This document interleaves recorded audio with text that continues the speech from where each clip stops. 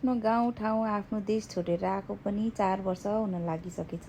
आफू आएको कति वर्ष भयो भन्दै गन्दै बस्दाखेरि आफ्नो एज पनि बढ्दै गएको चाहिँ यादै नहुँदो रहेछ क्या। न छाउन्जेल कहिले ठुलो होला भन्दै सोच्दै बस्ने हामी अब जब ठुलो भयो बरु सानो बेलाकै उमेर ठिक है भन्दै साथीहरूसँग कुरा गर्छौँ नि। अहिले चाहिँ मलाई कुनै पनि भिडियोहरू बनाउन जाँगर पनि लाग्दैन क्या। अनि मैले यही पुरानो भिडियोमा भोइस ओभर गर्दैछु है। मलाई मात्रै त्यस्तो लाग्ने कि सबैजनालाई त्यस्तै लाग्छ होला है। साँच्चै त्यो डोरेमोनमा हुने त्यो टाइम मेसिन हुने भइदिया भए त म त सानै बेलामा जान्थेँ जस्तो लाग्छ क्या। अहिले आएर चाहिँ यसो विचार गर्छु कि सानो छँदा त के चाहिँ थियो र हो टेन्सन। त्यही स्कुल जानु पर्ने र होमवर्क गर्नुपर्ने त्यति थियो नि टेन्सन। मलाई मात्रै त्यस्तो हुन्छ कि के हुन्छ, म त पुरै पागल हुन लागिसक्यो। पागल हिजो भर्खर आएको जस्तो लाग्छ कि हेर्दा हेर्दै 4 वर्ष भइसकेछ क्या। आज भन्दा भोलि भन्दा ला म त बुढी हुन्छु भन्ने टेन्सन लाग्न थालेको छ क्या मलाई त आजकल। जन्मिसकेपछि मर्नै नपर्ने खालको एउटा नियम बनाइदिएको भए पनि के हुन्थ्यो होला है। म त पुरा 50-60 वर्ष भइसकेको जस्तो टाइपको फिल आउँछ हो आजकल त। के भएको होला, कहिले कमाउने कहिले जमाउने कहिले आफ्नो खुसीहरू पुरा गर्ने कहिले घरको खुसीहरू पुरा गर्ने भनेर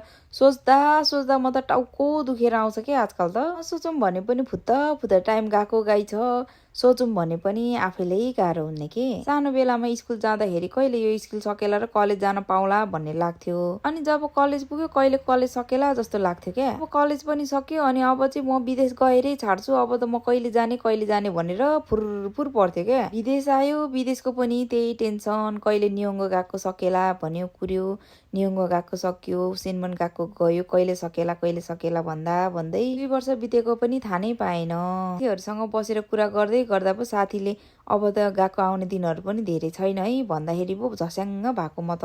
अब त एकचोटि सकेपछि त सक्यो नि फर्केर फेरि स्टुडेन्ट लाइफमा त जान सकिन्न। अनि त्यही भएर चाहिँ मलाई त्यो बच्चा बेलादेखिको के स्कुल पढ्ने बेलादेखिको कलेज जाँदाखेरिको सबै कुराहरू यस्तो सरर दिमागमा आइरहेछ क्या। टाइम वेस्ट गर्नुहुन्न भन्ने भनाइ त बच्चैदेखि सुन्दै आएको हो कि हुन चाहिँ। अनि आज आएर सम्झिन्छु कि मैले त कति धेरै टाइम वेस्ट गरेँ, सायद त्यतिखेर टाइम वेस्ट नगरेको भए जस्तो लाग्ने क्या। अनि यो मेरो नङ चाहिँ यत्रो धेरै काम गरेको त्यही पनि निक्लेकै थिएन क्या। मैले पुरा तातो पानी लाएर निकाल्न खोज्दा फेरि पनि नगएको क्या। म त छक्क परेको भनेको। एक्लै काम गरिराखेको बेलामा चाहिँ मेरो दिमागमा यही कुरा आउँछ क्या। पोसिबल हुने कुरा त होइन कि, तर पनि सपनामा भगवानले आएर तेरो एउटा विश पुरा गरिदिन्छ त के माग्छस् भन्यो भने चाहिँ मैले चाहिँ छिट्टै जवाफ दिन्थेँ होला क्या। मलाई फेरि त्यही बच्चा बेलाकै उमेरमा पुर्याइदेऊ भनेर। यदि मेरो भिडियो चाहिँ तिमीहरूले हेरिराखेको छौ भने भाइ बहिनीहरू, ठुलो हुने रहर चाहिँ नगर है, नगर।